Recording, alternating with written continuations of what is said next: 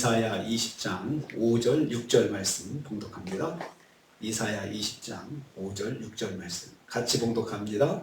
그들이 바라던 구스와 자랑하던 애국으로 말미암아 그들이 놀라고 부끄러워할 것이라.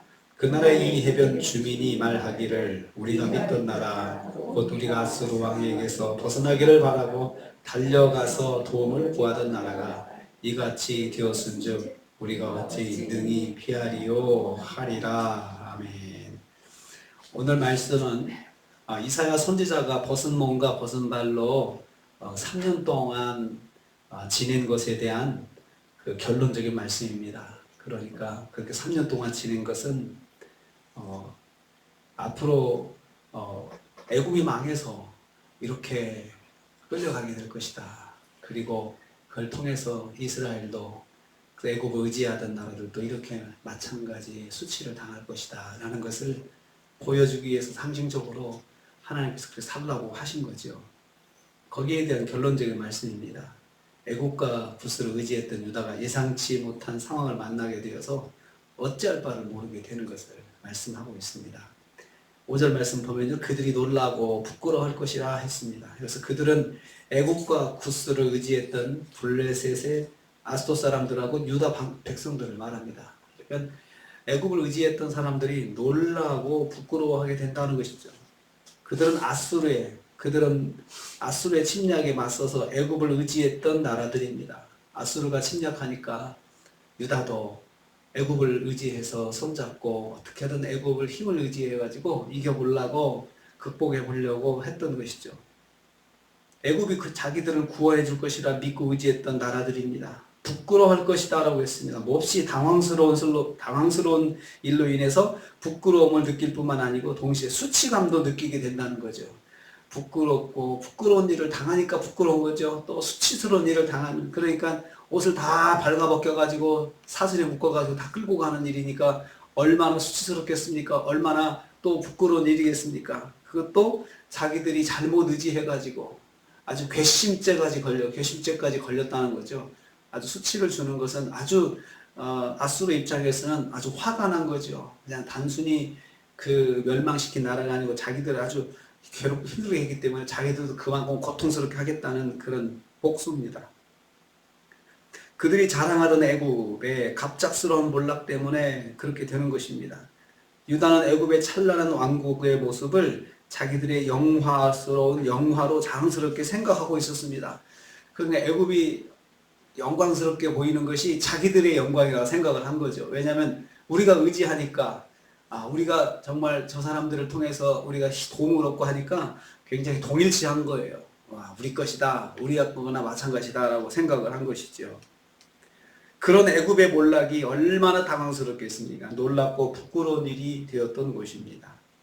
유다가 의지하는 찬란한 애굽이 망해서 부끄러운 일이 되고 말았습니다. 우리는 이것을 영적으로 이중적으로 생각을 해야 됩니다. 우리가 의지하는 것들, 하나님 말고 하나님 외에 의지했던 것들, 내가 하나님 의지하지 않고 하나님 백성에도 불구하고 어려움 당했을 때 의지했던 것들, 그리고 그것들이 정말 힘있고 찬란하고 그리고 또 여러 가지 큰 영향을 미치기 때문에 내 것처럼 자랑스럽게 생각했던 것들 다 부끄러운 일로 만들어 버리신다는 것입니다. 두 번째로 6절에 보면요, 그날의 해변의 거민들은 충격에 빠질 것이다 라고 했습니다. 해변의 거민들은 애굽을 의지했던 블레셋과 유다를 말합니다. 우리가 믿던 나라, 우리가 도움을 구하기 위해서 달려갔던 나라, 이렇게 굉장히 강조하고 있죠.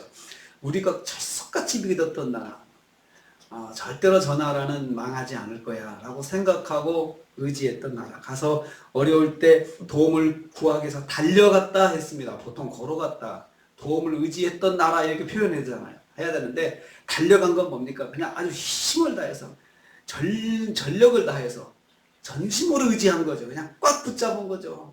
당신들밖에 없습니다 이렇게 의지한 것이죠. 달려갔던 나라고 해서 얼마나 절박하게 애굽을 의지했는지 알 수 있습니다.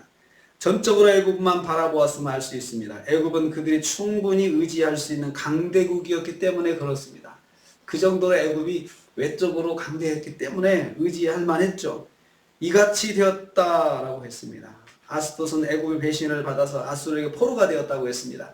그러니까 아스돗이 블레셋의 아스돗이 아수르의 침략을 받았을 때 애굽에 바짝 붙어가지고 우리 좀 도와주세요. 그쪽으로 피난을 했더니 애굽이 배신해가지고 그 피난간 아스돗의 지도자들을 다 아수르에게 내놔버렸습니다. 내놔가지고 우리가 보호해주지 않겠다. 그만큼 애굽도 곤란해진 거죠.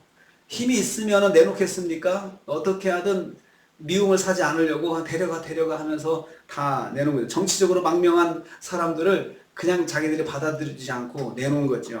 힘이 그만큼 애굽도 절박했다는 것입니다. 이런 모습을 바라본 유다도 충격이긴 마찬가지였을 것입니다. 가만히 보니까 끝까지 보호해주지 않고 내놔버리네 이렇게 하는 거죠. 그만큼 애굽이 힘이 약해졌다는 거잖아요. 그러니까 옆에서 보는 유다도 충격입니다. 야, 우리도 지금 계속 의지하고 있는데 우리한테도 저러면 어떡하지? 라고 걱정이 된 거죠. 어쩌다가 내가 믿고 의지했던 애굽이 이렇게 되었는지 충격스러울 뿐입니다. 그래서 애굽이 망하잖아요. 망하니까 뭐 블레셋 에스토피안 정치적인 그 망명자들을 다 내놓을 뿐만 아니고 나라도 망해버리니까 유다가 충격에 빠질 수밖에 없습니다. 어찌 이렇게 되었지? 라고 생각하는 거죠. 유다에게 애굽의 배신과 멸망은 충격 그 자체로 다가왔습니다. 세 번째로 유다가 이제는 갈 바를 알지 못하여 절망하고 있습니다. 6절 후반부입니다. 우리가 어찌 능히 피하리요? 어찌 능히 피하리요? 어떻게 우리가 피할 수 있을까? 우리가 그럼 어디로 피해야 되나? 우리는 어디로 피해야 되나? 이렇게 생각하는 거죠.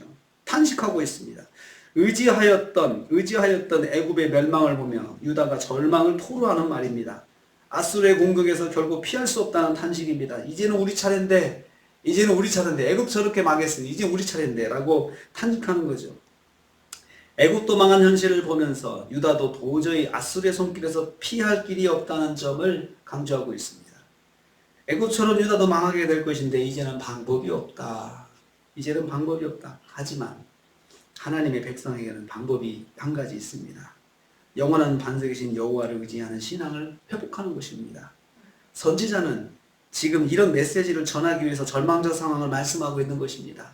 자, 너희가 의지했던 애굽이 저렇게 됐잖아. 너희가 의지했던 그 애굽이 이렇게 된 것을 가만히 봐라. 과정을. 블레셋도 어려우니까 애굽에 피했더니 애굽이 배신해가지고 다 내줘버렸지. 너희들도 그렇게 되는 건데 끝까지 갈 거냐 이거죠. 끝까지. 그래도 하나님을 바라보지 않고 끝까지 그냥 당황만 하고 있을 거냐? 절망만 하고 있을 거냐? 지금이라도 하나님께 나가라. 지금이라도 늦지 않았다. 이제라도 하나님을 의지하는 길이 살 길이다. 이거 말하고 싶은 겁니다. 선지자는. 그렇습니다. 하나님께서는 우리가 하나님의 백성, 성도가 하나님을 의지하기를 간절히 바라고 계십니다. 그러니까 이건 입장이 바뀐 거잖아요. 우리가 간절해야 되는데 하나님께서 간절하게 하는 게 뭡니까? 왜 그러실까요? 우리를 지으신 창조주 하나님, 우리 아버지 하나님이시잖아요. 그러니까 끝까지 하나님은 징계하시면서도 혼내시면서도 책망하시면서도 지금이라도 주여 잘못했습니다. 천부의 의지 없어서 손들고 옵니다. 라고 그렇게 바라기를 간절히 바라고 계신다는 겁니다. 이게 하나님의 자비이고 하나님의 은혜입니다. 하나님 백성은 언제라도 하나님을 찾고 의지할 수 있는 특권이 있습니다. 생각을 잘못해서 그렇게 판단했다 하더라도 이게 아니다 싶으면은 빨리 돌아서서 아버지 하고 붙잡으면 아버지께서 자비와 은혜로 붙잡아 주시고 다시 받아 주시고 인도해 주시는 하나님의 은혜가 우리 성도에게는 있습니다. 그렇기 때문에 아예 처음부터 하나님 의지하는 것이 얼마나 더 복되고 얼마나 더 힘이 될까요? 나중에는 부끄러워서라도 주여 두 번 할 거 한 번밖에 못 하잖아요. 미안해서라도 그렇게 못하는 상황이 되는데 항상 마음에 내가 조금 그 길로 갔더라도 조금 내가 생각을 잘못했더라도 이거 아니다 싶으면 빨리 주님 붙잡고 주여 저를 도와주옵소서 이렇게 하는 것이 성도의 살 길이고 하나님께서 바라시는 것입니다.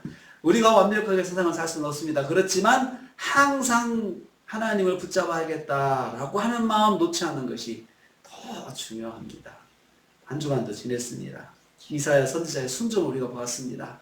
하나님 뜻을 위해서 자신의 부끄러움과 수치를 다 겪어가면서 3년 동안 하나님께서 살게 하시고 그렇게 해서 민족의 구원을 위해서 본인 자신이 희생하고 하는 그러한 모습을 봤습니다. 하나님께서 그렇게까지 주의 종을 통해서 주의 사사를 수치스럽게 만들어가지고 하신 것은 백성들, 성도들의 구원을 위해, 성도들의 구원의 회복을 위해서 그렇게 사용하신 것입니다.